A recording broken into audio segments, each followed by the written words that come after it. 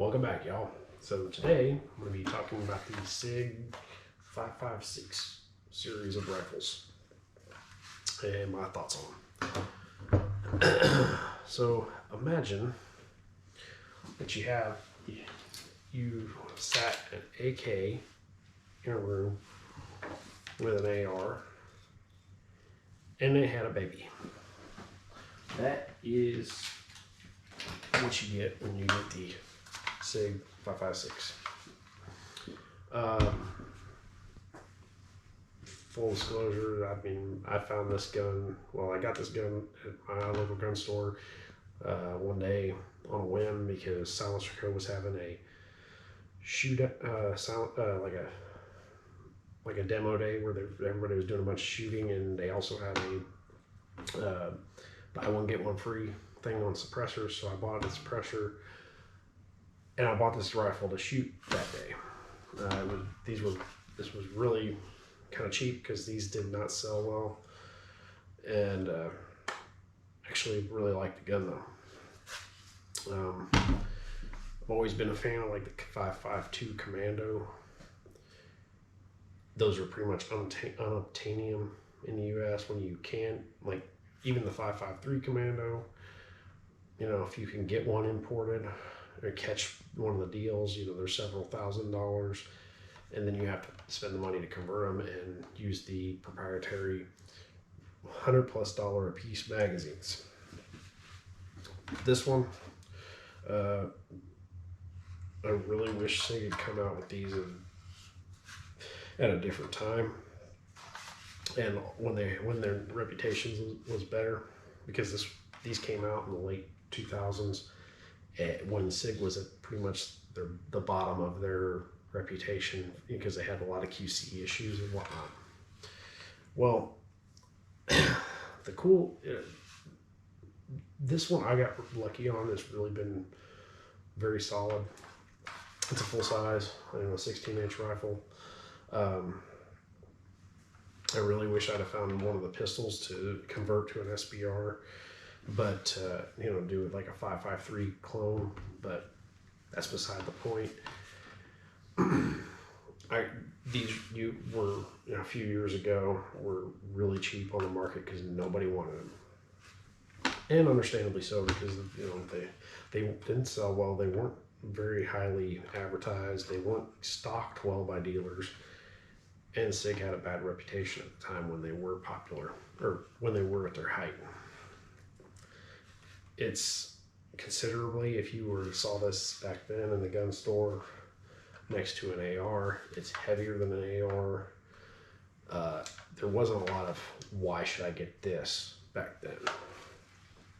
And they had different versions. It had you couldn't fold the stock. It was like a AR buffer tube type adapter, which defeated even another point of the gun, but that's neither here nor there. Let's just go ahead and go through this. So this is a 16-inch barrel version. It does have a two-position adjustable gas block. It is long stroke gas piston like an AK. That's where the AK part of it comes.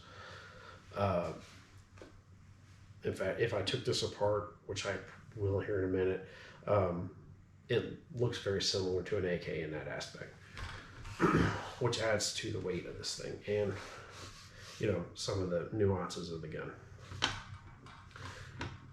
Unlike an AK though, even though this is long stroke gas piston, the handguards do a very good job of mitigating the heat, so you can hold these handguards pretty well for a long time. They do typically come with either folding sights or diopter style sights. Mine had the front diopter, but the rear diopter was missing, so I'm just stuck with it has a little miniature, it's kind of hard to get to, but miniature peep sight that folds out of the rail in the rear. It also came with this little cheap SIG red dot. Like I said, this hasn't been like a serious use gun for me. I just bought it because it was an opportunity and whatever. But it is a good gun, in my opinion. Moving back, so yeah, you do have a reciprocating charging handle because it's an AK based design. However, it's out of the way, so it doesn't really bother. You can run it just like an AK if you want to, as far as, you know, reaching under, reaching over, charging it. But the AR-ness of it, you have a, you know, it takes AR-15 mags. There are models that take the proprietary SIG mags, but this has AR-15 mag style lower, mag release just like an AR. Does have a last round bolt hold open, and while you can run it if you loaded mag in like an AK, it has a bolt release right there that just like an AR. It's not just like, but it works the same. You put your thumb up there and it sends home. Selector is ambi and similar to an AR position. Pretty much that's all there is to be said about that. They do come with this cool 2-stage trigger, which pretty good for a factory trigger. If you push through the brake, it's kind of spongy. It has a lot of extra give there, but if you're running it fast, you won't notice. They do come with a saw style pistol grip, which they're very comfortable. They're not as ergonomic as modern shooting, where like you go with a more vertical grip with modern shooting, but it's a very comfortable grip regardless. No issues there. Like I said, there were multiple stock variations of these. Some had M4 buffer tube attachments. Some had a fixed, the original Swiss fixed style folding stock. This one has the collapsible and foldable stock. It's only two position, so in or out basically, and then you could fold it by pressing this button, and it latches on this little hook here on the handguard. It does, if you needed it to, it does function with the stock collapsed or folded. Again, I've said in another video, I don't really think that's very useful, but it's whatever. Pretty accurate gun.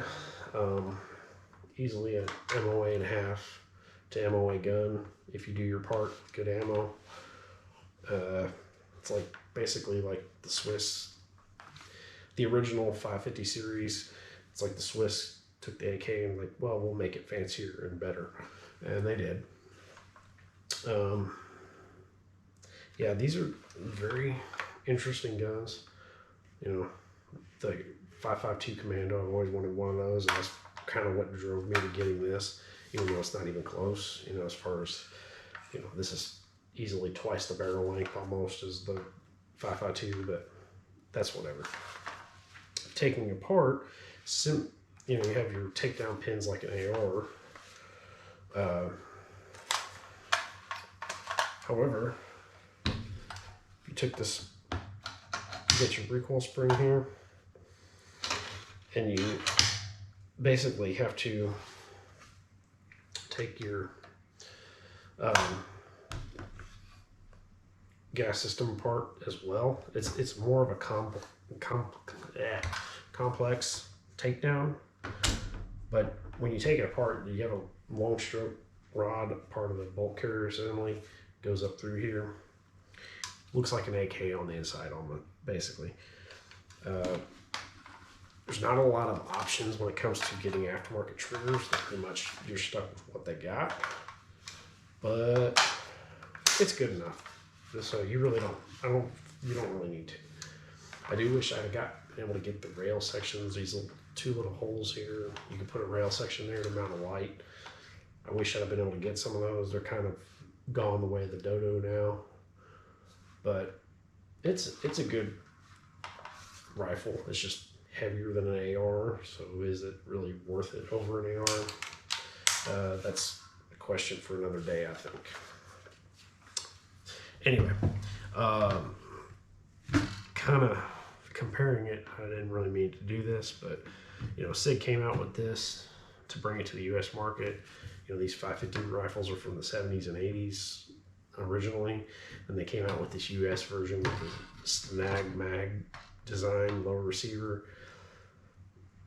And unfortunately, you know, they were trying to be innovative, I think, but they're again, their low spot in their in SIG's history is with quality control and the reputation and what have you. These didn't get a very good name at the time. You know, whereas just, you know, not, you know, a handful of years later, they came out with the MCX. And yes, while this had different generations that came out, far superior design, far more forward thinking, and it was far more accepted. So, what do I think about the gun? Well,